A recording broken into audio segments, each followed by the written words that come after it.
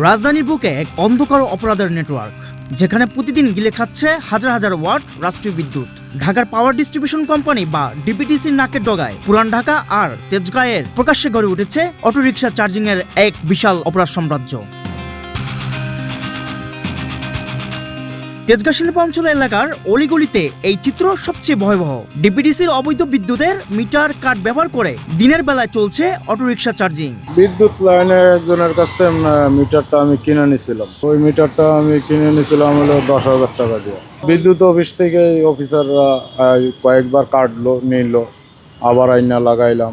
হ্যাঁ, এটা তো দিচ্ছে সরকারিভাবেই, আমরা তো এটা বলতে পারি না। তো আমরা টাকাটা তো কার্ডের মাধ্যমেই ভরি, বিকাশ করে লোড দেয়। টাকা আছে, কারেন্ট আছে, টাকা নাই, কারেন্ট নেই। নিয়ম অনুযায়ী ডিপিডিসির গ্রাহক কার্ড পেতে স্থায়ী বাড়ি বা জমির মালিকানা অথবা বাড়িওয়ালার অনুমতি সহ প্রয়োজনীয় কাগজপত্র জমা দেওয়া বাধ্যতামূলক। অথচ এসবের কোনো তোয়াক্কাই না করে চলছে বিদ্যুৎ চুরির মহোৎসব। অবৈধ এমন কর্মকাণ্ডের নেপথ্যের কারিগরদের খুঁজতে অনুসন্ধানের নামে বৈশাখী টিভি। এই যে বিদ্যুতের তার দিয়ে গাড়ি বানানো, এখানে রাখার কারণ রাখি মহাজনটা রাখে, আমরা তো আর রাখি না। আমরা তো আর কিছু এটার ব্যাপারে জানি না। আমরা ড্রাইভার, আমরা চালাই, এটুকুই জানি। মালিক হইলো মহিলা, অন্যায় গেছে বাসায় বাদ খেতে, নামও জানি না, এনে থাকে, এটুকুই জানি। মানে তার পরিচয় কি জানেন না, কিছুই জানেন না। সে মানুষে আর কি এনে থাকে, বাসায় আছে, বাসায় গেছে মনে হয় এখন। অনুসন্ধানের সামনে আসে এক নারীর নাম, যার ছত্রছায়ায় তেজগাঁ এলাকায় গড়ে উঠেছে অবৈধ ডিপিডিসির অটোরিকশা চার্জিং। এছাড়া চার্জিং দেখাশোনা করার জন্য রয়েছে নিজস্ব সিসি ক্যামেরা, যাতে প্রশাসনের অভিযানে খবরে তারা দ্রুত সটকে পড়তে পারে। এখানে কি এভাবে অবৈধভাবে বিদ্যুৎ টেনে গাড়িতে চার্জ দেওয়া উচিত কিনা? না, এটা উচিত না। এটা মনে করেন, হ্যাঁ, সে চার্জ দেবে, ঠিক আছে। মানে সরকারি যে কর্মকর্তা আছে যারা কারেন্টের কাজ করে, তাদেরকে বলতে হবে, তারা যদি নিজস্বায় কোনো লাইন দেয় সেটা সঠিক হবে। সরকারি লোক ছিল কারেন্টের, তাদেরকে না বললে যদি তারা লাইন চোরাইভাবে করে, সেটা অপরাধ। আর যদি মনে করেন তারা লাইন দিয়ে যায়, চার্জ দেখ, সেটা সরকারিভাবে বৈধ আছে। বিদ্যুৎ কার্ড কোথা থেকে পেলেন? এই রাস্তার ভিতরে বিদ্যুৎ কার্ড নিয়ে অটোরিকশা আপনারা হচ্ছে বা চার্জ দিচ্ছেন, একটু বিষয় যদি বলতেন, কারা দিয়েছে বিদ্যুৎ কার্ড?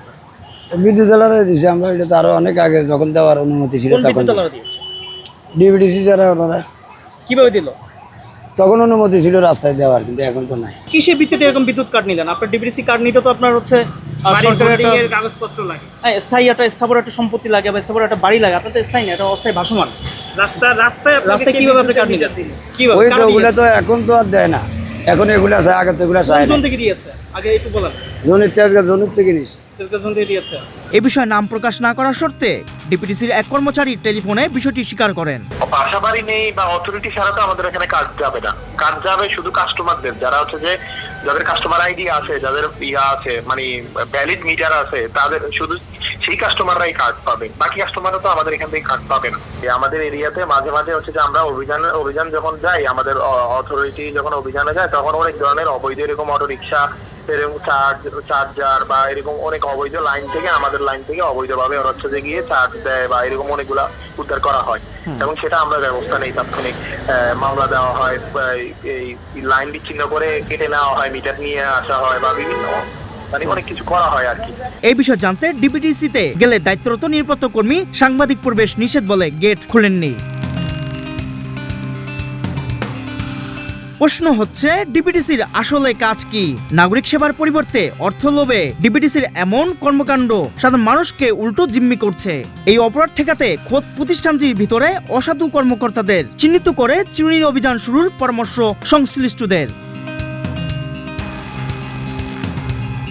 আবুল খায়ের, বৈশাখী সংবাদ।